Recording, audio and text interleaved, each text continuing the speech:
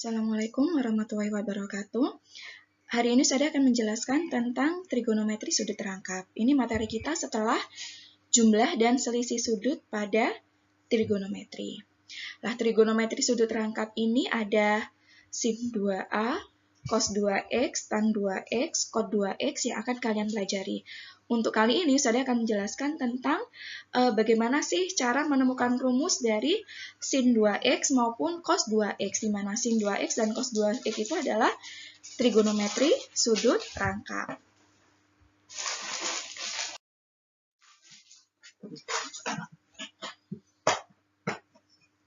Nah, yang pertama adalah rumus sin 2X.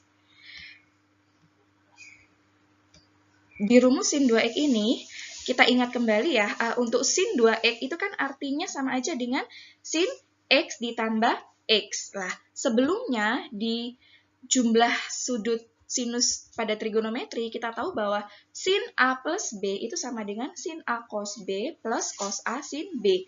Lah, sekarang kita ubah, kita misalkan A sama dengan B sama dengan X. Jadi kita ubah A dan B-nya menjadi X. Maka kita akan mendapatkan sin X plus X sama dengan, sekarang A dan B-nya kita ubah menjadi X. Berarti kita punya sin X cos X ditambah cos X sin X. Nah, di sini kita tahu kan ya, sin X cos X dengan cos X sin X itu kan sama-sama dengan sin X cos X. Berarti kita punya kesimpulan, sin 2X rumusnya adalah 2 sin X cos X. Nah, ini adalah rumus trigonometri sudut rangkap untuk sinus. Nah, selanjutnya saya ada kasih contoh soal. Misal ya, contoh soalnya, jika cos X sama dengan 3/5, maka sin 2X sama dengan titik-titik. Nah, di mana X ini adalah sudut lancip. Nah, di sini kita tahu kan ya, untuk mencari sin 2X, kalian butuh mengetahui sin X dan cos X, karena rumus dari sin 2X adalah 2 sin X cos X. Nah, sekarang kita cari nilai sin X-nya terlebih dahulu, karena kita tahu cos X-nya sama dengan 3/5. Nah, selanjutnya untuk mencari nilai dari sin X-nya, kita buat sebuah segitiga siku-siku ya, untuk mencari nilai sin X-nya, di mana di sini sudutnya adalah X. Nah, di sini diketahui di awal kan cos X sama dengan 3/5. Nah, cos kan sama aja panjang sisi samping per panjang sisi miring. Oh, berarti di samping sudut X, berarti nilainya adalah, panjangnya adalah 3. Sedangkan sisi miringnya panjangnya adalah 5. Berarti di sini kita bisa menentukan panjang sisi depan dari sudut X-nya adalah akar 5 kuadrat min 3 kuadrat sama dengan akar 16 sama dengan 4. Kita gunakan rumus Pitagoras. Nah, selanjutnya, dari sini kita tahu bahwa nilai dari sin X, ingat, sin berarti depan per miring. Panjang sisi depan per panjang sisi miring. Panjang sisi depan sudut X adalah 4, sedangkan sisi miringnya adalah 5. Maka kita punya sin X sama dengan 4/5.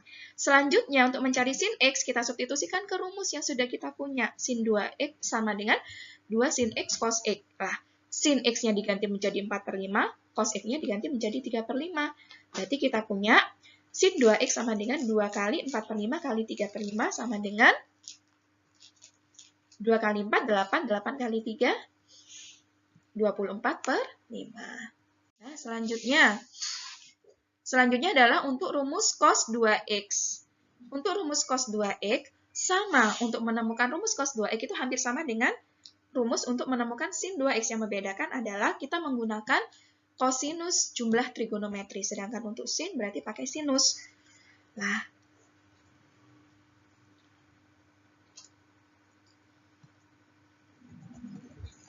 Nah, sini ya. Di sini kita tahu bahwa cos A plus B, rumus dari kosinus jumlah trigonometri, sama dengan cos A kali cos B min sin A sin B.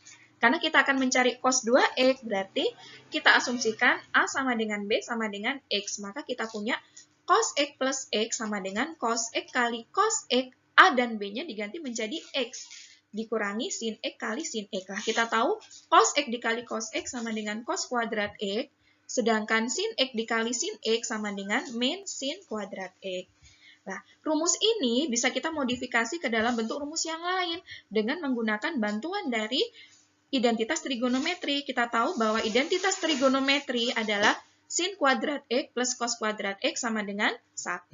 Maka bisa kita gunakan persamaan identitas ini. Kita tahu bahwa sin kuadrat X berarti 1 min cos kuadrat X.